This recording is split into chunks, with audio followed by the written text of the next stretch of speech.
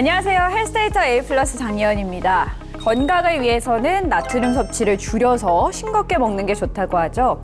하지만 요즘처럼 더운 날씨에는 과한 저염식이 오히려 저나트륨 혈증을 일으켜 두통, 구역감, 피로, 식욕부진, 집중력 저하 등을 일으킬 수 있다고 합니다.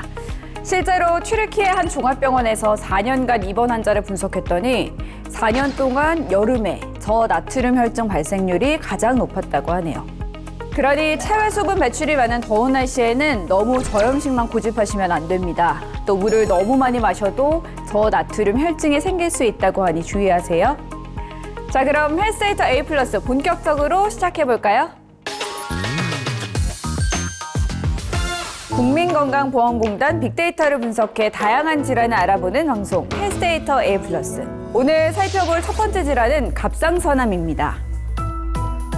지난해 발표된 2021년 국가암 등록 통계에 따르면 2021년 신규 암 환자 수는 전년 대비 10.8% 증가했는데 가장 많이 발생한 암은 갑상선암으로 3년 연속 1위를 기록했습니다. 대체 갑상선암 환자 증가율 왜 이렇게 큰지 전문의 선생님 연결해서 알아보겠습니다.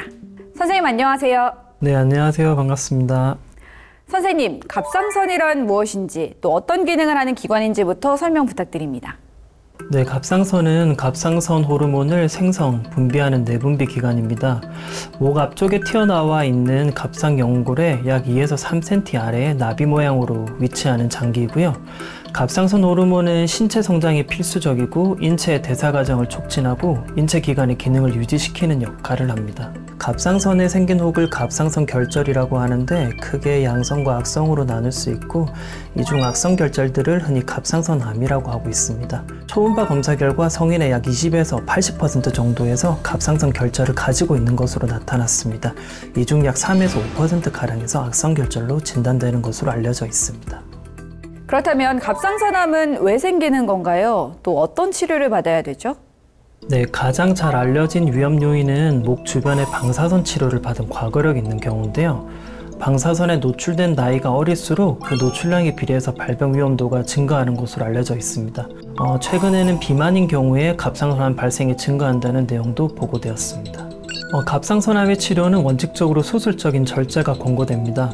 전절제를 하게 되는 경우에는 갑상선 조직이 모두 제거되기 때문에 갑상선 호르몬제를 평생 복약하여야 하며 일부를 제거하는 경우에는 갑상선의 건강 상태에 따라 선택적으로 복약을 지속할 수도 있습니다. 국민건강보험 빅데이터 분석을 해보면 갑상선암, 모든 연령대에서 남성보다 여성 환자가 월등히 많습니다. 특히 여성은 40대가 넘어서면 환자 수가 많이 증가하는데 이유는요?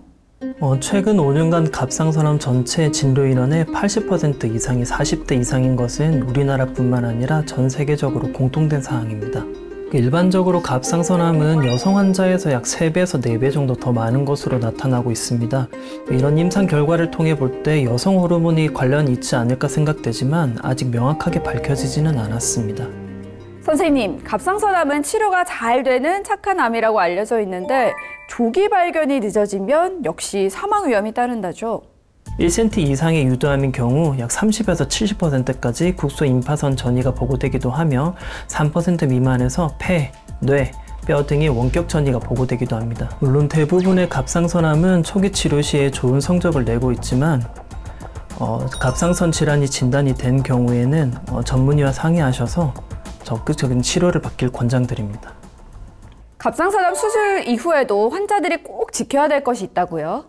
빠른 회복을 위해서는 영양가 있는 음식을 많이 드시고 또한 많이 움직이시는 것이 좋습니다.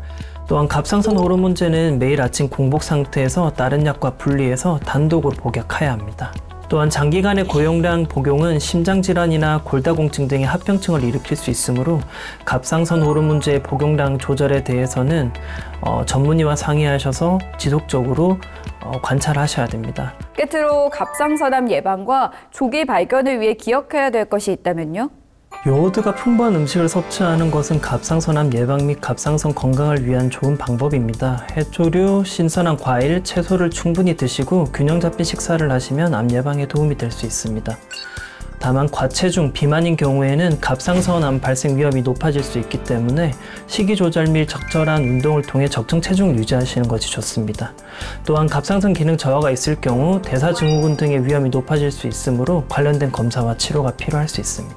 정기적인 경부 초음파 검사를 시행한다면 조기에 혹시 있을지 모를 암을 발견할 수 있으니 꼭 주기적으로 검사를 받으시고 생활 속 암 예방 습관 실천하셔서 건강을 지키시기 바랍니다. 선생님 감사합니다. 네, 감사합니다. 국민건강보험공단 빅데이터를 분석해 다양한 질환을 알아보는 헬스데이터 A+. 두 번째 질환은 다한증입니다. 다한증이란 사회생활에 지장을 줄 정도로 땀이 많이 나는 질환입니다. 다한증, 월별 진료 인원을 분석해보면 7월에 환자 수가 가장 많은데요. 심할 경우 악취나 각종 피부 질환이 생기고 대인관계 기피증이나 우울증으로 이어지기도 합니다. 다한증은 어릴 때 발생해 사춘기가 되면 더 심각해진다고 해요. 그래서일까요? 나이대별 진료 인원을 분석해보면 10대, 20대, 30대 젊은 층에서 환자가 많은데요. 다한증 중에서도 특별한 원인을 모르고 정신적으로 긴장할 때 겨드랑이, 손발, 사타구니 등 특정 부위에 땀이 많이 나는 원발성 다한증이 많다고 합니다.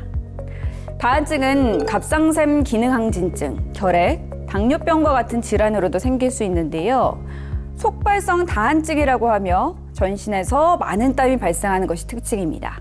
다한증은 약물이나 보톡스 주사, 전류, 교감신경 수술로 치료할 수 있습니다. 다한증 증상을 줄이기 위해선 뜨겁고 매운 음식은 피하고 살이 찌면 땀이 더 많이 나니까 체중 관리도 필요합니다. 또 잠자기 전에 다한증이 있는 부위를 깨끗하게 씻고 건조시킨 다음에 제한제를 2, 3회 바르는 것도 도움이 될 수 있다고 하니 참고하세요. 여러분, 1년에 병원 진료 몇 번이나 보시나요? 2023년 OECD 보건 통계에 따르면 2021년 우리나라 전 국민의 연간 평균 외래 진료 횟수는 15.7회로 OECD 국가 평균인 5.9회보다 무려 10회 정도나 많았습니다. 그래서 7월 1일부터는 불필요한 의료 이용 등 과도한 외래 진료에 따른 의료 자원의 낭비를 막기 위해 연간 365회를 초과하는 외래 진료에 대해서 요양급여 총액의 90%를 본인이 부담하는 외래 진료 본인 부담 차등제가 시행됩니다. 단 18세 미만의 아동과 임산부, 중증 희귀질환 및 중증 난치 질환자, 산정특례 질환으로 진료받은 경우는 제외되며 약국 이용 및 투약 일수는 적용되지 않고요. 오직 병의원 외래 이용 횟수만 적용됩니다. 하루에 여러 병원에서 진료를 받으시면 병원마다 외래 진료 횟수가 계산되고 또 하루에 같은 병원에서 2개 과 진료를 받으셔도 2번으로 계산된다는 점 알아두세요. 헬스데이터 A+, 전 다음 달에 다시 찾아뵙겠습니다. 여러분 매일매일 건강하세요. 채널 A